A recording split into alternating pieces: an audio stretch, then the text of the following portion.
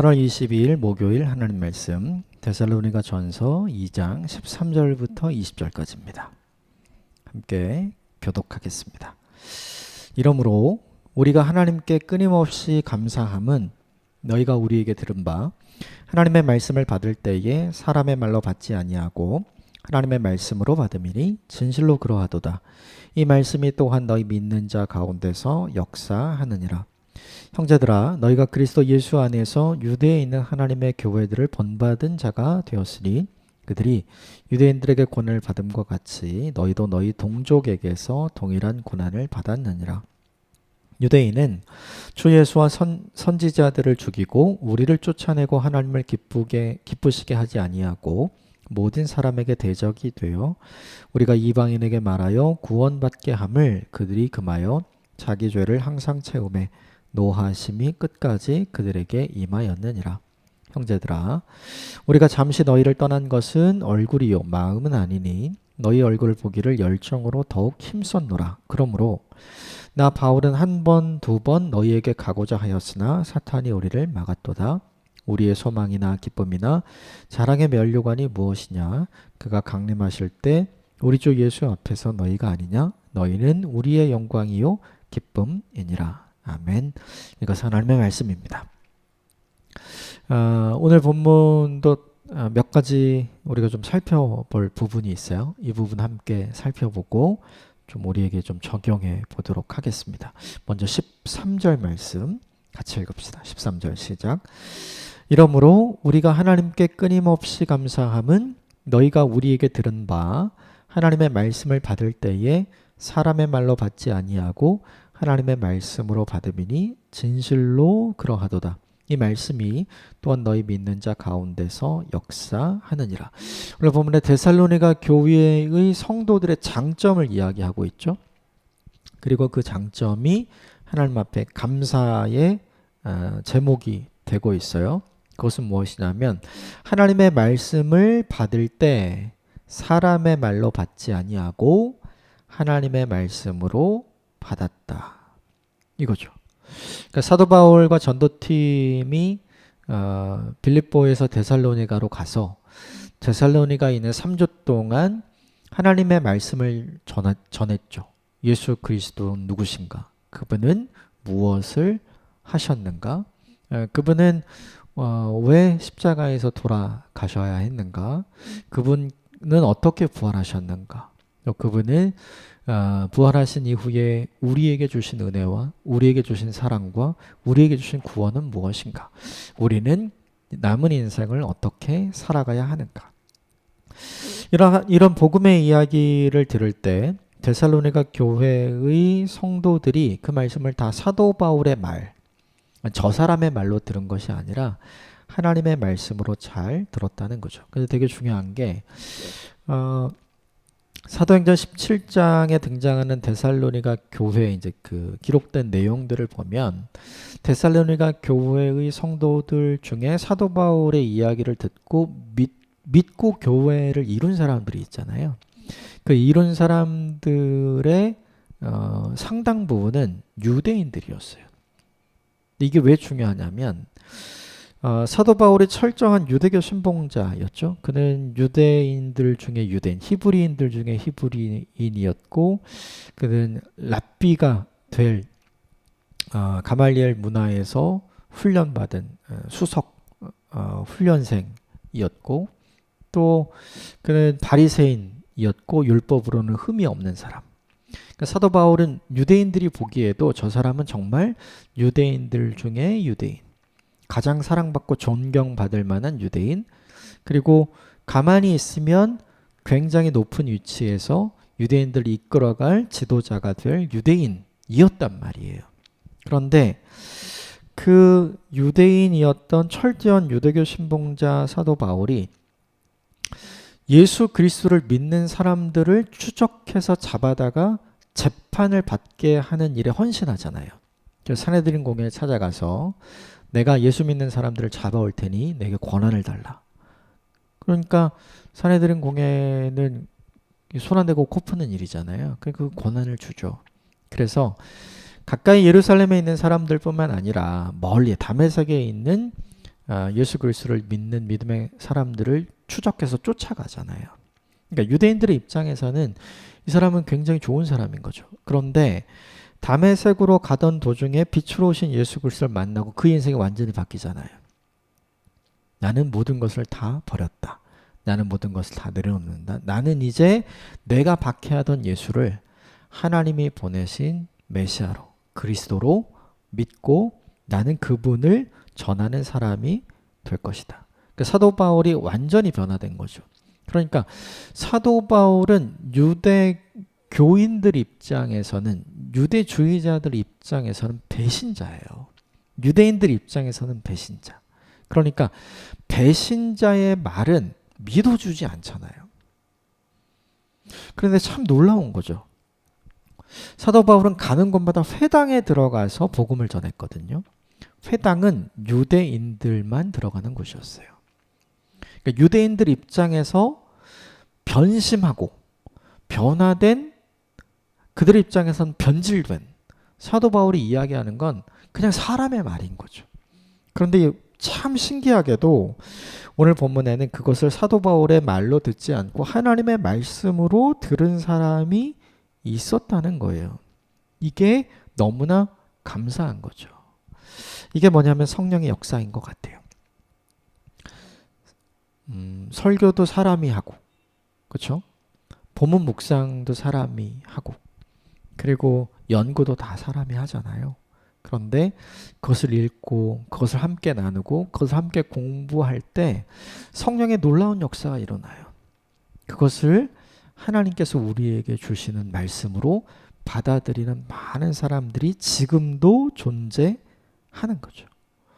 이 일은 사도행전 17장에 의하면 유대인들에게만 일어난 것이 아니라 헬라인들에게도 동일하게 일어납니다. 오히려 헬라인들은 더 믿을 수가 없죠. 저 유대인이 하는 말을 어떻게 믿어요? 헬라인들이 보기에 유대인들은 굉장히 치우친 종교인일 뿐이었거든요. 굉장히 합리적이고 논리적이고 지식을 추구하는 헬라인들에게도 이 사도 바울의 복음 전도는, 사도 바울이 전한 말씀은 그들이 수용하고 믿을 만큼 굉장히 그들의 마음을 움직였던 거죠. 바라기는 이 성령의 역사가 저와 여러분들에게 있게 되기를 주님의 이름으로 축복합니다. 더 중요한 건 우리도 말씀을 들을 때 그 말씀이 오늘 데살로니가 교회의 성도들이 가졌던 마음처럼 그것을 하나님의 말씀으로 들을 수 있는 귀, 하나님의 말씀으로 인정할 수 있는 마음이 저와 여러분에게 있게 되기를 주님의 이름으로 축복합니다. 정리해보면 데살로니가 교회의 성도들에게 바울의 말이 아니라 하나님의 말씀이 선포된 거예요. 바울의 말이 영향력이 있었던 것이 아니라 바울이 전했던 하나님의 말씀이 영향력이 있었던 거죠. 그러니까 쉽게 말하면 준비된 회중이 있었던 거예요. 하나님을 믿고자 하는 마음을 가지고 있었던, 하나님이 예비하시고 준비해 놓으신 하나님의 사람들이 거기 있었다고 볼 수 있는 거죠. 복음과 말씀의 능력을 끌어올리는 사람이 있고 오히려 복음과 말씀의 능력을 끌어내리는 사람이 있죠. 저와 여러분은 어떤 사람인가 곰곰이 생각해 볼 필요가 있는 것 같아요. 질문은 되게 좋은 거예요. 모르면 질문해야죠. 그런데 오늘 이 본문에서 하나님의 말씀으로 들은 모든 사람은 의심하지 않았어요. 그들이 질문을 가지고 있었기 때문에 디모데를 통해서 자신들이 갖고 있었던 질문을 고린도에 있는 사도 바울에게 전하고 그 질문에 대해서 사도 바울은 갈 수는 없었지만 편지를 써서 답하고 있잖아요. 질문은 너무너무 좋은 거죠. 그런데 의심하지 않는 사람이었다. 이게 너무나 큰 하나님의 은혜인 것 같아요. 저와 여러분의 모습이 이 모습이 되기를 주님의 이름으로 축복합니다. 우리가 말씀을 전할 때 성령의 역사가 이렇게 나타나면 좋겠어요. 또 하나, 우리가 말씀을 들을 때는 오늘 본문의 데살로니가 교회의 성도들이 가지고 있었던 이 마음, 그것을 사도 바울의 말로 들은 것이 아니라 하나님의 말씀으로 인정하고 들었던 이 겸손한 태도와 자세가 저와 여러분에게 있게 되기를 주님의 이름으로 축복합니다. 14절 말씀 같이 읽을까요? 시작. 형제들아 너희가 그리스도 예수 안에서 유대에 있는 하나님의 교회들을 본받는 자가 되었으니 그들이 유대인들에게 고난을 받음과 같이 너희도 동족에게서 동일한 고난을 받았다. 사도행전 17장에 사도 바울이 데살로니가를 떠나게 된 이유는 사도 바울을 핍박하는 유대주의자들 때문이었잖아요. 그걸 보고 데살로니가 교회의 성도들이 안 되겠다. 이렇게 두다간 사도 바울이 암살당할 수 있겠다. 죽게 될 수 있겠다. 그래서 사도 바울을 피신시킨 거잖아요. 그런데 사도 바울이 피신된 이후에 사도 바울을 괴롭히던 사람들도 여전히 거기에 남아있는 거죠. 그리고 회당에서 복음을 받아들인 유대인도 있지만 회당에서 복음을 거절한 유대인들도 거기에 있었죠. 이런 사람들이 함께 모여서 사도행전 17장에 보면 야손과 성도들을 핍박합니다. 이 데살로니가 교회를 구성했던 구체적인 사람들이 거기에 등장을 하는 거예요. 바울을 감싸 주었기 때문에 이 야손이라는 사람과 데살로니가 교회 성도들이 이 유대주의자들에 의해 박해를 받고 핍박을 받고 고소를 당하고 고난을 받은 거죠. 그런데 이 야손과 성도들은 그것을 받으면서도 사도 바울이 전했던 복음을 포기하지 않았어요. 이게 너무나 중요한 거죠. 너희의 동족에게 똑같은 고난을 받았다. 이게 우리는 이런 고난이 없잖아요. 네. 우리는 예수 믿는다고 해서 이런 고난이 지금은 거의 없는 시대를 살아가고 있잖아요. 그러니까 이게 이렇게 되어야 한다는 걸 알지만 이게 뭔지는 잘 모르는 시대를 우리가 살아가고 있는 것 같거든요. 그런데 그럼에도 불구하고 이 본문을 보면서 우리가 생각해야 할 게 있어요. 그것은 뭐냐 하면 우리는 다른 고난을 받잖아요. 내가 예수님을 믿기 때문에 내가 받게 되는 박해나 핍박 말고요. 내 인생에 이것과 상관없이 찾아오는 어려움, 곤란함, 환난, 근심, 걱정, 염려, 좌절, 절망 이런 게 있잖아요. 이걸 통틀어서 우리는 고난이라고 얘기하잖아요. 그 고난이 우리에게 찾아왔을 때 우리가 어떻게 우리의 믿음을 지켜가는가를 보면 될 것 같아요. 우리는. 그런 것이 찾아올 때 하나님 이게 뭡니까? 예수님 왜 나를 지켜주시지 않습니까? 하나님 내게 은혜를 베풀고 계시긴 한 겁니까? 우린 이런 이야기를 많이 하면서 우리의 믿음 스스로를 흔들고 있지는 않나요? 이 본문을 보면서 생각나는 게 그거죠. 우리는 본문에 야손과 성도들, 데살로니가 교회의 성도들이 받았던 이런 류의 고난은 없어요. 이런 류의 고난은 없지만 조금은 다른 류의 고난이 있어요. 동일한 건 이런 류의 고난을 받았음에도 불구하고 이들의 믿음은 흔들리지 않았지만 조금은 다른 고난 앞에서 우리는 얼마나 많이 흔들립니까?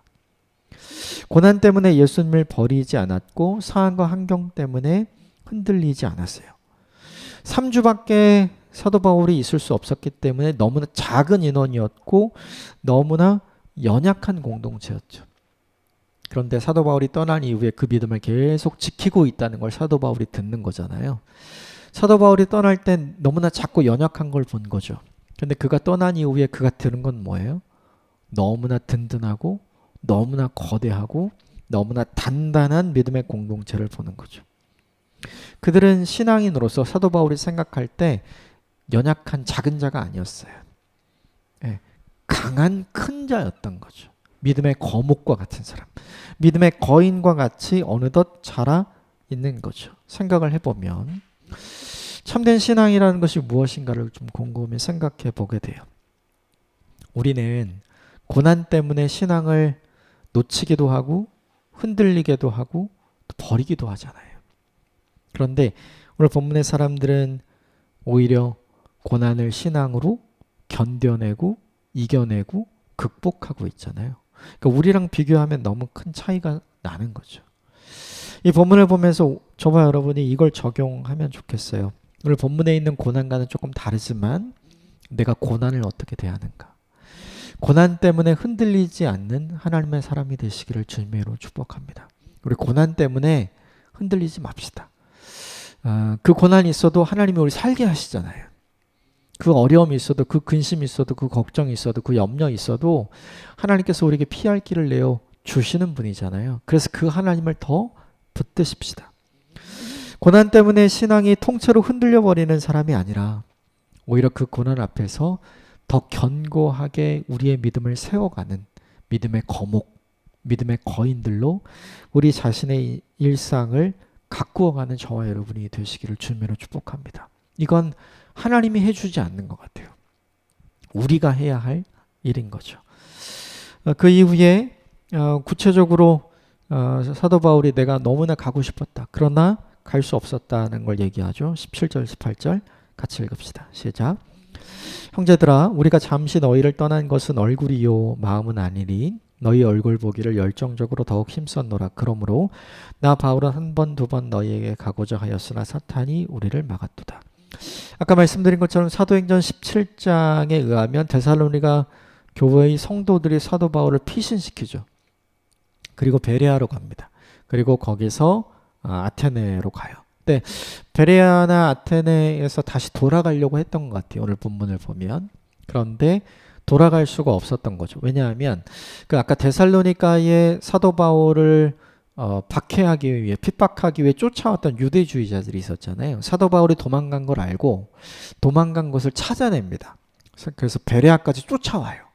그래서 베레아에서 사역하고 있던 사도 바울이 또 얼마 되지 않아서 그들을 피해서 아테네로 다시 이동을 하게 되는 사건이 사도행전 17장에 기록이 되어 있거든요. 그러니까 다시 데살로니가로 가기 굉장히 어려웠던 것 같아요. 그걸 오늘 본문에서 이야기를 하는 거죠. 내가 노력했지만 되지 않았다. 그러니까 너무나 미안한 마음을 가지고 이 고백을 하는 거죠. 그러면서 이런 얘기를 합니다. 19절, 20절 마지막 같이 읽읍시다. 시작. 우리의 소망이나 기쁨이나 자랑의 면류관이 무엇이냐? 그가 강림하실 때 우리 주 예수 앞에서 너희가 아니냐? 너희는 우리의 영광이요 기쁨이니라. 주님이 다시 오시게 될 때 나의 인생의 가장 큰 영광과 기쁨은 너희다. 지금 이렇게 이야기를 하고 있는 거죠. 미안한 마음도 있었지만 자기가 오랫동안 함께 하지 못했지만 너무나 건강하고 너무나 믿음의 공동체로, 소문난 믿음의 공동체로 잘 성장하고 성숙해 주었기 때문에 아마 사도 바울이 이런 생각을 하게 된 것 같아요. 근데 중요한 포인트는 이거죠. 내가 충분히 섬기지 못했어요. 내가 충분히 함께 하지도 못했습니다. 그런데 너무 잘 자라준 거예요. 그런데 너무 훌륭한 교회와 성도가 된 거죠. 그걸 보니까 사도 바울이 너무나 감사하고 너무나 고마웠던 거죠. 하나님께는 너무나 감사하고 그리고 데살로니가 교회 성도들에게는 너무나 고마웠던 거죠. 그래서 너희가 우리의 영광이고 우리의 기쁨이다. 이렇게 이야기를 하죠. 이 본문을 보면서 두 가지를 우리에게 적용할 수 있는 것 같아요. 첫 번째는 뭐냐 하면 내가 뿌리면 내가 자라게 하고 내가 열매 맺게 해서 내가 거둬야 될 것 같잖아요. 그런데 이 본문은 사도 바울이 뿌렸어요. 그런데 사도 바울은 자라게도 못하고 열매 맺는 걸 보지도 못하고 열매를 거두지도 못하고 사라져야 됐거든요. 그러니까 사도 바울의 마음엔 항상 미안함과 아쉬움이 있는 거죠. 그런데 이 본문이 보여주는 건 뭐냐 하면 그래도 괜찮다. 내가 뿌리면 하나님이 자라게 하시고 하나님이 열매 맺게 하시고 하나님이 거두신다. 내가 할 일은 뿌리는 일만 하면 된다. 뿌리고 자라게 할 수 있으면 그거 하면 되죠. 열매 맺게 할 수 있으면 그거 하면 되죠. 그리고 거두게 하시면 그거 하면 되죠. 하지만 그것이 허락되지 않는 상황이라면 그래도 괜찮다. 뒤는 하나님이 책임져 주신다. 이게 첫 번째 이 본문에서 우리가 적용해야 할 것 같고요. 또 하나는 뭐냐면 나는 거기 없지만 하나님은 거기 계신다. 사도 바울이 간절히 바랬던 건 뭐냐면 다시 가기를 원했잖아요. 그들을 위해서, 그들을 섬기기 위해서 그들에게 빚을 갚는 마음, 그것 때문에 다시 돌아가고자 했지만 못 갔잖아요. 나는 거기 못 간 거죠, 결국은. 그래서 미안했던 건데 이 본문이 보여주는 건 뭐냐면 사도 바울이 안 가도 하나님이 거기 계신다. 괜찮다. 이게 이 본문이 우리에게 보여주는 모습인 것 같아요. 우리는 다 내가 해야 되는 거라고 생각하죠. 그런데 이 본문이 보여주는 건 뭐냐 하면 내가 못할 때 하나님이 하신다. 이 본문은 우리에게 철저하게 못하는 건 괜찮다는 걸 보여주는 거예요. 내가 할 수 없을 때는 하나님이 하시니까요.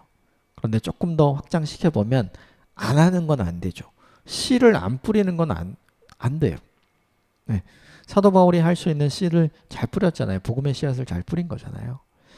그러니까 이 본문을 적용할 때 우리에게 이렇게 적용하면 좋겠어요. 내가 뿌리면 하나님이 자라게 하시고 열매를 맺게 하신다. 이거 첫 번째. 내가 그 자리에 없어도 하나님이 계시기에 괜찮다. 두 번째. 그래서 이것을 잊지 않고 저와 여러분에게 적용하는 오늘 하루를 살게 되었으면 좋겠어요. 내 손이 부족해도 하나님의 손은 넉넉해요. 나는 그 자리에 없지만 하나님이 함께 계심으로 내가 줄 수 있는 것보다 더 큰 은혜와 사랑을 하나님께서 베풀어 주시는 거죠. 그러므로 우리가 해야 할 일이 있어요. 못하는 건 어쩔 수 없어요. 하지만 할 수 있으면 최선을 다해 하십시오. 단 안 하는 건 안 돼요. 예. 예. 내가 못하는 건 괜찮지만 안 하는 건 안 되죠. 이것만 피하면 내가 할 수 있는 최선을 하나님은 최고로 만들어 주신다. 그게 오늘 이 본문이 보여주는 거죠. 이것을 경험하는 인생을 살게 되기를 주님으로 축복합니다. 함께 기도하겠습니다.